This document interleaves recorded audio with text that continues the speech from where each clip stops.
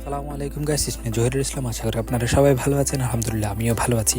আজকের ব্লগটি হচ্ছে বৈষম্য বিরোধী ছাত্র আন্দোলনের যাচ্ছে সেই ভিডিও। আমার ছাত্র ভাইয়েরা ঢাকাতে রাজপথে জীবন দিয়েছে, তাদের এই স্বাধীনতার মধ্যে আমরা উদযাপন করি। ঢাকা শহরে যেতে পারি নাই, সেই জন্য গ্রামের মধ্যে থাকি আনন্দ করি। আমরা অনেক ছাত্র ভাই মিলে আমাদের বাজারের স্কুলের উদ্দেশ্যে রওনা দিলাম। আমাদের আদ্র ইউনিয়নের সকল ছাত্র ভাইয়েরা একত্রিত হয়েছে, এখানে উদযাপন মিছিল হচ্ছে। এখানে অনেক ছাত্র ভাইয়েরা আছে যারা ঢাকা শহরে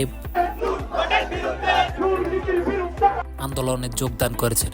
এখন আমাদের এখানে এসে উৎসাহ দিচ্ছেন এবং আমাদের কলেজের মধ্যে কি কি পরিবর্তন করতে হবে তা বলেছে। 1971 সালে প্রথম স্বাধীনতা দেখি, কিন্তু সালে স্বাধীনতা দেখেছি। মিছিল শেষ করে চলে আসছি পার্টি দেওয়ার উদ্দেশ্যে। আমরা এলাকার বা বাড়ির যাই বলুন না কেন, কিছু ছাত্র ভাইয়েরা মিলে একটা পার্টি দিলাম। পার্টি শেষ হতে হতে রাতে 3টা বেজে গিয়েছে।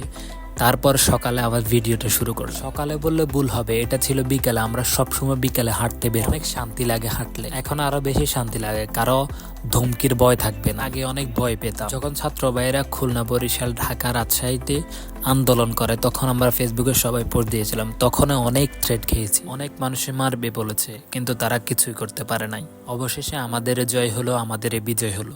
ছাত্ররা কখনো হার মানে না, কখনো হেরে যায় না। 1952 সালে দেখে দিয়েছি, এখন 2024 সালেও দেখিয়ে দিলাম। সব কথা বাদ দিয়ে এখন আনন্দের কথা বলি। আজকে টানা অনেকদিন বৃষ্টির কারণে বাইরে বের হতে পারি না, তাই একটু ফাঁক পেয়ে বের হয়েছি। রাস্তার কি অবস্থা আপনারা তো দেখতেই পাচ্ছেন। ঘুরতে আসছে আমাদের এখানে একটা বেডের, অনেক কষ্ট করে হাঁটতে হচ্ছে, কখন জানি পড়ে যায় তার ঠিক নেই। আমি কয়েকদিন অসুস্থ ছিলাম, সেজন্য ভিডিও দিতে পারি। তো দেখাচ্ছি, ডক্টর বলছে আধা ঘন্টা প্রতিদিন হাঁটতে, সেজন্য হাঁটতে বের হয়েছি। বাড়ির মধ্যে আর মজা পাচ্ছি না, গায়ের মধ্যে একটু হাওয়া লাগাতে, কিন্তু রাস্তার এই অবস্থা হবে আমি জানতাম না। জানলে এই রাস্তার জীবনও আসতাম না। এসে যেহেতু পড়েছি, রাস্তাটা শেষ করেছি। আসর নামাজের পর বের হয়েছি। আশা ছিল মাগরিবের সময় বাড়িতে ফিরব। রাস্তার অবস্থা দেখেও হাঁটা শুরু করেছি।